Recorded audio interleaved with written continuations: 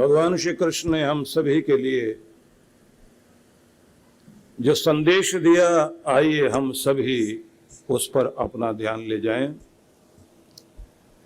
गीता में, भगवत गीता जो हम सभी हिंदू समाज के लिए, कहना चाहिए पूरे भारतीय समाज के लिए, एक ऐसा ग्रंथ जिस पर हाथ रखकर कोर्ट में भी एक हिंदू भगवान को मानने वाला कसम खाता है, गौ, गीता, गंगा, गायत्री और गुरु,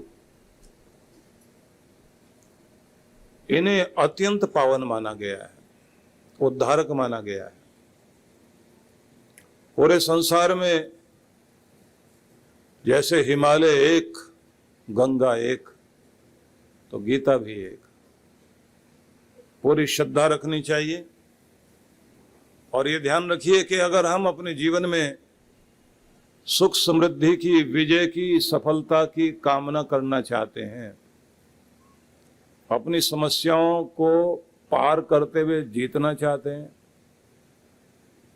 तो गीता की तरफ जाना चाहिए। घर में गीता जरूर रखो, क्योंकि गीता के कारण ही 12 वर्षों तक वनों की खाक छानने वाले पांडवों को अपना साम्राज्य मिला था, जबकि धनुर्धर भी थे, शक्तिशाली थे, बुद्धिमान थे और धर्म के जानकार भी थे, लेकिन नसीब खुल नहीं रहा था। तो गीता ही प्रकट होना चाहती थी भगवान श्री कृष्ण के मुख से, रथ पर बैठे अर्जुन के, और कुरुक्षेत्र की भूमि में भगवान ने गीता सुनाई, जिसका परिणाम ये हुआ कि जिनका नसीब नहीं जाग रहा था, तो गीता से नसीब जागा, राज ऐश्वर्य भी मिला, अपना सम्मान भी मिला, और दुनिया के सामने सिर उठाकर खड़े हुए पांडव लोग। तो आप भी अगर चाहते हैं कि आपके जीवन में सब तरह से जीत हो, खुशियां आए, सुख समृद्धि आए, तो गीता जरूर घर में होनी चाहिए। और गीता को सुनो, गीता को पढ़ो। सभी ग्रंथ बहुत महत्वपूर्ण हैं। रामायण बहुत महत्वपूर्ण ग्रंथ है, भागवत महापुराण आप सुनते हैं, बड़ा महत्वपूर्ण ग्रंथ है। लेकिन गीता तो भगवान कृष्ण के मुख से प्रकट हुआ ग्रंथ है। जो भगवान के मुख से प्रकट हुई अमृतवाणी है, उससे बढ़कर कुछ भी नहीं हो सकता। इसलिए गीता जरूर होनी चाहिए। यही है वो पोथी जिसको सिर पे रखकर जर्मन स्कॉलर, महान फिलोसफर शोपेनहावर सड़कों पर नाचने लगा और कहने लगा, इतना अद्भुत ग्रंथ अगर हमारे पास आ गया तो इससे बढ़कर खजाना दुनिया में नहीं हो सकता। सभी महान पुरुषों ने गीता को अपनाया। और अद्भुत बात तो ये है कि गीता कायर मन को भी वीरता की शक्ति देती है। कर्तव्यों से, जिम्मेदारियों से भागने वाले को जिम्मेदारी सिखाती है। जन्म भी सुधारती है, मरण भी सुधारती है। और मन में अशांति हो तो अशांति को दूर करती है। सभी लोग अपने जीवन में सुख चाहते हैं, खुशियां चाहते हैं, लेकिन ये सबको ध्यान नहीं है कि खुशियां टिकती हैं जिस पर वो पहले चीज लेकर आओ, और वो है शांति।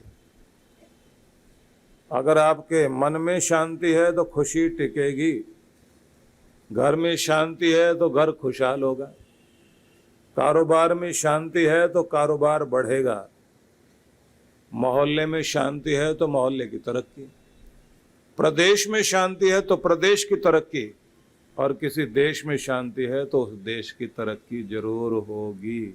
इसलिए शांति पहले चाहिए, सुख बाद में मांगना। लोग कहते हैं सुख शांति आए, सुख शांति, भगवान सुख शांति देना। तो सुख पहले मांगते हैं, शांति बाद में। पहले कहना चाहिए भगवान शांति दो, शांति होगी तो सुख तो अपने आप आ जाएगा, क्योंकि पहले वो चीज तो बनाओ जिस पर सारी दीवार टिकेगी। नींव तो शांति है। लेकिन दिखाई देता है सुख। भूल जाते हैं लोग, वही सुखी जिसके घर में शांति, वही सुखी जिसके मन में शांति, वही सुखी जिसकी कंपनी में शांति। और जहां लाल झंडा लेकर खड़े हो गए सबके सब, मुरादाबाद फरीदाबाद शुरू कर दिया, तो फिर सुख बढ़ेगा? फिर तो रात दिन आदमी कहेगा किसी तरह भगवान ऐसा हो जाए कि मेरे सारे यूनियन जो लेके खड़े हो गए हैं वो सब के सब शांत हो जाएं। और ये बात ध्यान रखिए, प्यार, प्रेम, एकता शांति के कारण ही बनेगी। अशांति मन में आई तो प्रेम भी भाग जाएगा। कहते हैं ना कि मिट्टी की ईंटें एकता करती है, नींव बनती है, और मिट्टी पहले एकता करती है तो ईंट बनती है। मिट्टी की एकता ईंट बनाएगी, और ईंट की एकता दीवार बनाएगी, और दीवारों की एकता घर बनाएगी, और घर वालों की एकता घर को खुशहाल बनाएगी। इसलिए घर में एकता चाहिए, और घर की एकता का आधार प्रेम, और प्रेम का आधार सुख, और सुख का आधार शांति। तो इसी पे सब खड़ा होगा, सब टिकेगा इसी पर। तो कुछ भी करो, अपने घर में, मन में, जीवन में शांति लाइए। भगवान श्री कृष्ण कह रहे हैं, प्रशांत मनसम ह्येनम योगिनाम सुखम उत्तमम। यही बता रहे हैं वो। मेरे साथ बोलिए, प्रशांत मनसम ह्येनम योगिनम सुखम उत्तमम उपैति शांत रजसम ब्रह्मभूत कलमशम। भगवान ये कह रहे हैं, गीता का 6वां अध्याय 27वां श्लोक। प्रशांत मन जब किसी का हो जाता है, शांत नहीं, प्रशांत, थोड़ी देर के लिए शांति नहीं, प्रगाढ़ शांति। किसी के मन में गहरी और सदा टिकने वाली शांति आ जाए, स्थिरता आ जाए, ऐसे भगवान से जुड़े हुए भक्त में सुखमुत्तमम, सुखम उत्तमम, उत्तम सुख की प्राप्ति होती है। मतलब पहले शांति, फिर सुख। और अगर शांत मन नहीं है तो फिर सुखी भी नहीं हो पाओगे। आगे फिर कहते हैं, उपैति शांत रजसम ब्रह्मभूत कलमशम, कि जब कोई प्रशांत मन, निष्पाप, रजोगुण रहित एवं ब्रह्म के साथ तादात्म्य, अपने आप को जोड़कर जो चलता है, ऐसा योगी भक्त उत्तम सुख को प्राप्त करता है। मतलब हम सबको अपने अंदर के विचारों को, जो राजसिक विचार हैं और तामसिक विचार हैं, उन्हें भी ठीक करना चाहिए। कहते हैं ना कि गलती चाहे किसी की भी हो, जुगता हमेशा वही है जिसे रिश्ते की कदर हो और निभाने की फिक्र हो। तो वो झुकेगा, नम्र पड़ेगा, और क्या समझेगा कि मेरा रिश्ता मुझसे ज़्यादा बड़ा है, मेरा गरूर और मेरी जिद बड़ी नहीं, मेरा रिश्ता ज़्यादा बड़ा है। इसलिए झुकने से अगर मेरा घर संभलता है तो संभालना है। और जब आदमी सोचता है कि मेरी नाक बड़ी, मेरी मूंछ बड़ी, इधर हरियाणा में हम लोग जाते हैं तो वो कहते हैं कुत्ते की पूंछ और आदमी की मूंछ ऊपर रहनी चाहिए। अब जानवर के साथ क्यों जोड़ रहे अपने आप को भाई? सवाल रिश्तों का और प्रेम का है, ना यहाँ पूंछ का ना मूछ का। जिसने रिश्ते संभाल लिए उसकी तो पूछ अपने आप बढ़ने लग जाती है, पूछताछ बढ़ने लग जाती है, हर कोई उसे पूछने लग जाता है, फिर ना मूछ का सवाल ना पूंछ का सवाल। भगवान क्या कह रहे हैं? भगवान कहते हैं कि प्रगाढ़ शांति को अपने मन में लाने की चेष्टा करिए और अपने प्रभु से अपने मन को जोड़ना शुरू कीजिए। तब सुखम उत्तमम, उत्तमम सुखम, उत्तम सुख की प्राप्ति होगी। सुखी होना है तो आपके घर में रखा हुआ कीमती सामान सुखी करेगा, ऐसा नहीं। जब तक आपके जीने का ढंग ठीक नहीं होगा, लाइफस्टाइल ठीक नहीं होगी, तब तक आप उन चीज़ों से भी सुख नहीं भोग सकोगे। नहीं तो सारी चीज़ें मुंह चिढ़ाएंगी आपकी। और दुखी इंसान तो अपने टीवी में से भी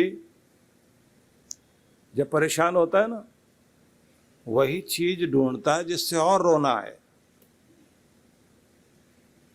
और कुछ कुछ तो रुमाल लेके बैठते हैं, कुछ तौलिया लेके बैठते हैं, सीरियल चल रहा है, ऐसे ऐसे आंसू पहुंच रहे बैठे रहे।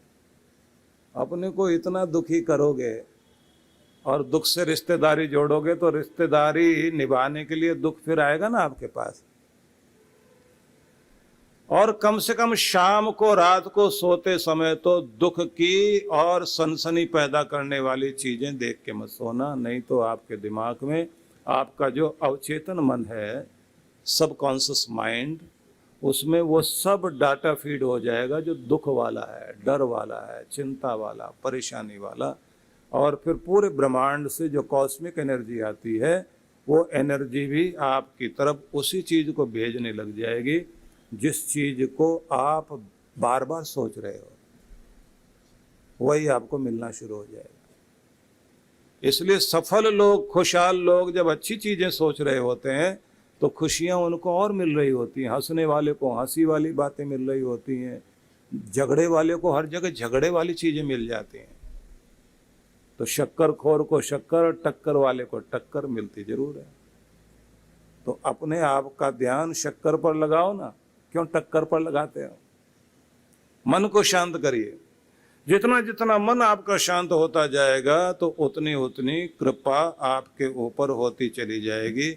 इसलिए सभी लोगों को हर दिन इस बात को ध्यान रखना है कि सबकी सब इच्छाएं तो पूरी होती नहीं, क्योंकि भगवान सब कुछ नहीं देता, बहुत कुछ देता है। सब कुछ तो किसी के पास भी नहीं है, तो सब इच्छाएं किसी की पूरी नहीं होती। और आप लोग जानते हैं कि जब इच्छा पूरी नहीं होती तो क्रोध बढ़ता है, और इच्छा पूरी हो जाए तो लोभ बढ़ता है, और जब लोभ बढ़ता है तो फिर और के चक्कर में अपना जीना, हंसना, खेलना, गाना, गुनगुनाना, मुस्कराना सब भूल जाएगा। रात दिन दौड़ रहा है लोभ के पीछे। इसलिए जितना दिया, जैसा दिया, जिस तरह का दिया, उतने को पाकर भगवान को धन्यवाद करना शुरू कर दीजिए, वाह वाह कहना शुरू कर दीजिए, आहा आहा कहना शुरू कर दीजिए। आह कहना नहीं, भगवान ये ना हो जाए। जो हो जाए, जो चाहते हो उसको याद करना शुरू कर दीजिए, उसी के लिए प्रार्थना कीजिए, उसी को मांगना शुरू कर दीजिए, आपकी झोली में खुशियां आनी शुरू हो जाएंगी। बस ये याद कर लीजिए। और अगर बुरा वक्त आ जाए तो उसका मतलब होता है कि इस समय संभलने का, बर्दाश्त करने का, मजबूत होने का, अपने आप को निखारने का समय है। और मजबूत हो जाओ। इसलिए कहते हैं ना कि बुरे वक्त में कोई निखरता है और कोई बिखरता है। कोई टूट के बिखर जाएगा और कोई आदमी और ज्यादा निखर जाएगा कि अब संभलने का और गलतियां नहीं दोहराने का टाइम है। सबक लेने का समय है कि जो गलतियां अब तक हुई हैं अब नहीं होंगी। अब पहले से अपने आप को बेहतर करना है, और जो अपने आप को बेहतर करता है उसके लिए सिंहासन देने को परमात्मा तैयार बैठे हैं, याद रखिए। और जो किस्मत का रोना रोने के लिए बैठ जाएगा तो आप समझ लीजिए कि वो आदमी अपने दुख को और बढ़ा लेगा। इसलिए कहते हैं ना कि जिस दिन खुलकर जी लिया वही दिन त्योहार है, बाकी तो कैलेंडर की तारीखें हैं, आ रही हैं और जा रही हैं। एक एक क्षण का आनंद मनाओ, परमात्मा को धन्यवाद दो और उससे कहो कि तू है मेरा रक्षक, तू मेरा राखा सबनी थाई, हर जगह तू मेरा रक्षक है। जब तू है तो फिर मुझे किसी चीज की क्या चिंता। तो न तो किसी के अभाव में जीना है, किसी भी चीज के अभाव में नहीं जीना।